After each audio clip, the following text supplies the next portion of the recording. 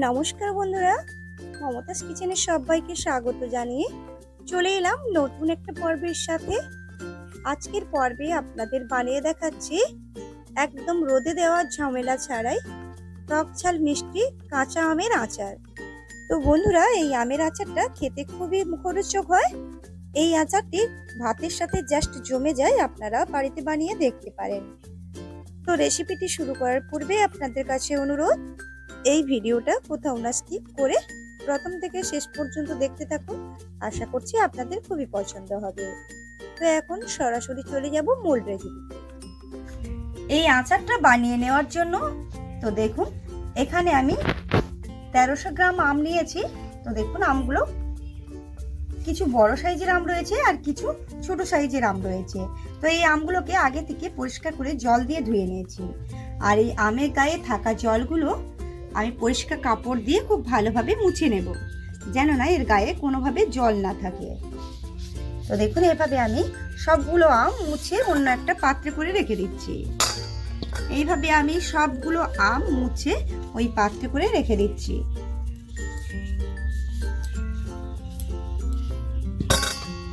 গুলো আম আমি খুব ভালোভাবে জল মুছে নিয়েছি।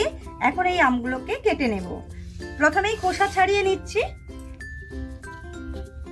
এই আচারটা বানানোর জন্য খোসাটা একটু মোটা করে কেটে নিতে হবে।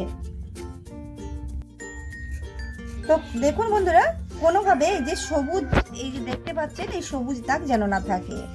সবুজটাকেও খুব ভালোভাবে তুলে নিতে হবে। একটু মোটা করে খোসাটা ছাড়িয়ে নিতে হবে। তো এইভাবে আমি পুরো আমটার খোসা ছাড়িয়ে নিচ্ছি, আর পুরো আমগুলোই আমি কেটে নেব, এই খোসা ছাড়িয়ে নেব। তো দেখুন, একটা আমের খোসা খুব ভালোভাবে ছাড়িয়ে নিয়েছি, নিশ্চয়ই দেখে বুঝতে পারছেন একটু কিন্তু সবুজ নেই। এভাবেই কিন্তু আমগুলো খোসা ছাড়িয়ে নিতে হবে।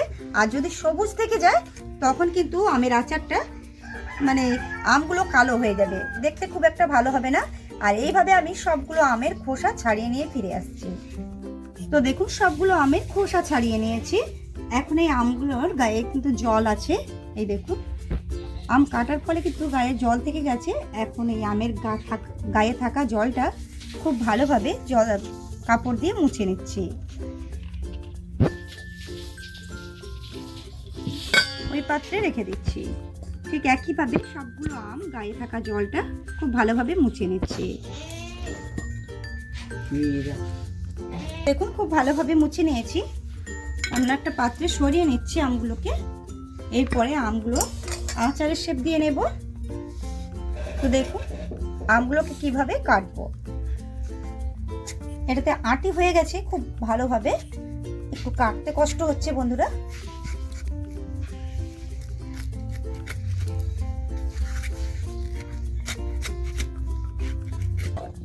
তো দেখুন, এই যে আমের ভেতরে যে বীজটা রয়েছে, বীজটাকে আমি ফেলে দেব। আমি 4 টুকরোতে করে নিচ্ছি আমগুলোকে, যেহেতু ছোট আছে আমটা, তার জন্য। তো দেখুন, এই যে প্লাস্টিকের মতো অংশটা, এটাও কিন্তু ফেলে দিচ্ছি। কোনোভাবে বীজের অংশ নেওয়া যাবে না, আর ভেতরে থাকা প্লাস্টিকটাকেও বের করে নিতে হবে। দেখুন, ফেলে দিয়েছি। আর ছোটগুলো একটু 4 টুকরো করে কেটে নেব, আর বড় সাইজের গুলো 6 টুকরো করে কেটে নেব।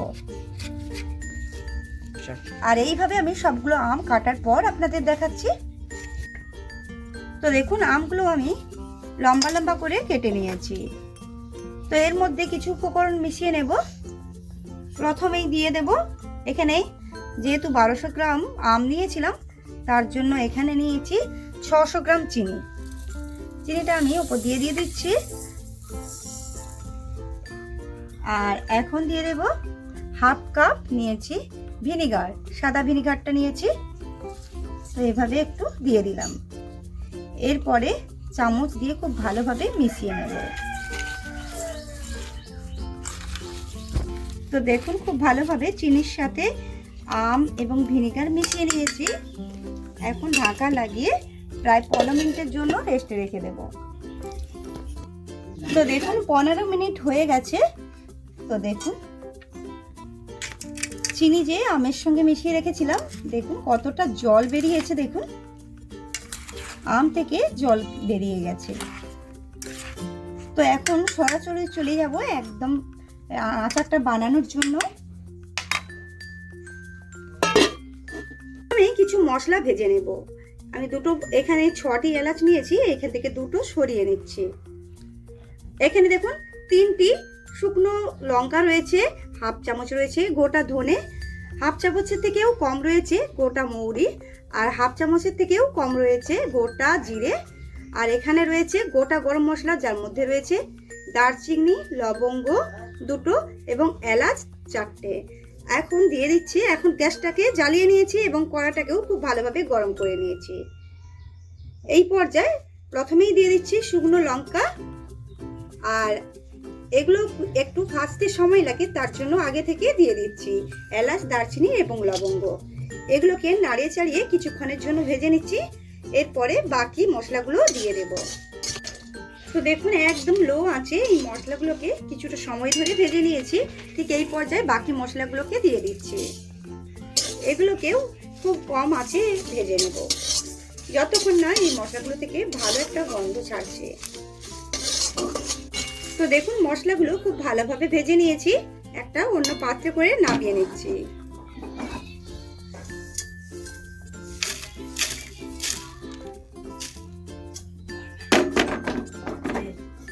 ওই কড়াতে এই যে দেখুন ভিজিয়ে রাখা আমগুলোকে দিয়ে দিচ্ছি কড়ার মধ্যে।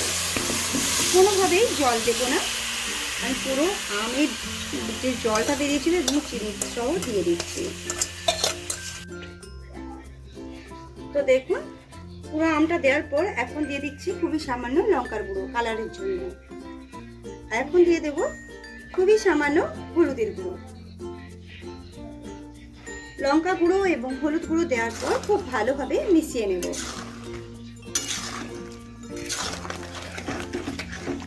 কোনোভাবে জল দেব না, এভাবে মিশিয়ে নিচ্ছি।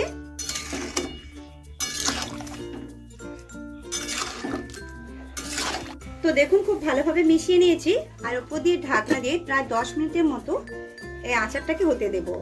আর এই দিকে দেখুন এই মশলাগুলো ঠান্ডা হয়ে গেছে। এই পর্যায়ে এই মশলাগুলোকে একটু দানাদার রেখে গুঁড়ো করে নেব। ফিরে এলাম 10 মিনিট পর। তো মাঝে একবার আমি নাড়িয়ে চাড়িয়ে দিয়েছিলাম। তো দেখুন আমের কালারটা দেখুন অনেকটাই স্বচ্ছ হয়ে গেছে, নিশ্চয়ই দেখে বুঝতে পারছেন আমের কালারটা কতটা সুন্দর এসেছে। ঠিক এই পর্যায়ে দিয়ে দিচ্ছি লবণ হাফ চামচের মতো। যেহেতু মিষ্টি আচার একটু লবণটা দিলে কিন্তু খেতে ভালো হয়। তো এইভাবে একটু নাড়িয়ে চাড়িয়ে আবারও মিশিয়ে দিচ্ছি, হালকা হাতে নাড়িয়ে চাড়িয়ে দিতে হবে।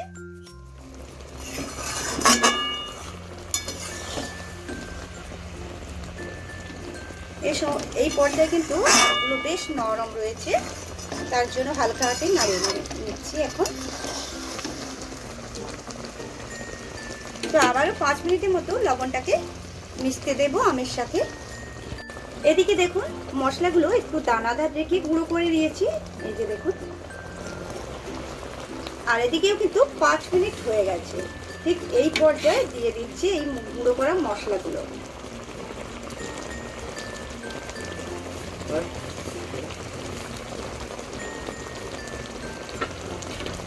এরপরে মশলাটাকে খুব ভালোভাবে মিশিয়ে নেব হালকা হাতে, কোনোভাবে বেশি করে নাড়াচাড়া করব না, যেহেতু আমগুলো এখন নরম রয়েছে।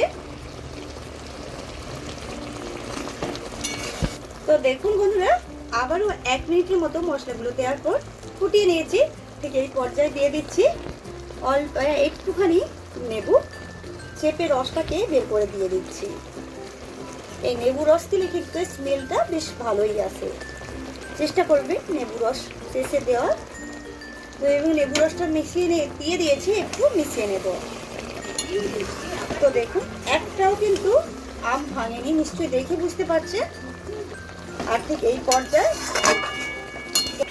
তো দেখুন বন্ধুরা এই যে দেখুন একটাও কিন্তু আম ভাঙেনি, নিশ্চয়ই দেখে বুঝতে পারছেন। তো আজকে এই টক ঝাল মিষ্টি আমের আচারটা আপনাদের কেমন লাগলো কমেন্টের মাধ্যমে জানাবেন। আর কোন বন্ধু কোথা থেকে দেখছেন কমেন্টের মাধ্যমে জানাতে কিন্তু ভুলবেন না। আর যে বন্ধু আমার চ্যানেলে নতুন এসে ভিডিওটি দেখছেন প্লিজ আমার চ্যানেলটিকে সাবস্ক্রাইব করে পাশে থাকা বেলটি প্রেস করে অল করে রাখবেন এরকম ভিডিও পেতে। তো তো কথা বলতে বলতে দেখুন আচার একদম রেডি হয়ে গেছে। এই পর্যায়ে গ্যাসের আঁচটাকে বন্ধ করে দিয়ে ওপর দিয়ে ঢাকনা দিয়ে দিচ্ছি আবারও আধ ঘন্টার জন্য, অর্থাৎ 30 মিনিটের জন্য ঢাকিয়ে দিচ্ছি। 30 মিনিট পরে আপনাদের ঢাকা খুলে দেখাবো আচারটা কেমন হয়েছে। তো আজ এই পর্যন্ত, দেখা হচ্ছে নতুন কোনো ভিডিওর সাথে। নমস্কার। ফিরে এলাম 30 মিনিট পর, আপনাদের খুলে দেখাচ্ছি। তো দেখুন একদম শুকিয়ে গেছে, যে ঝোলটা ছিল একদম শুকিয়ে গেছে। তো আমি একটা পাত্রে করে সাজিয়ে নেব, একটা পাত্রে করে তুলে নিচ্ছি আচারটা।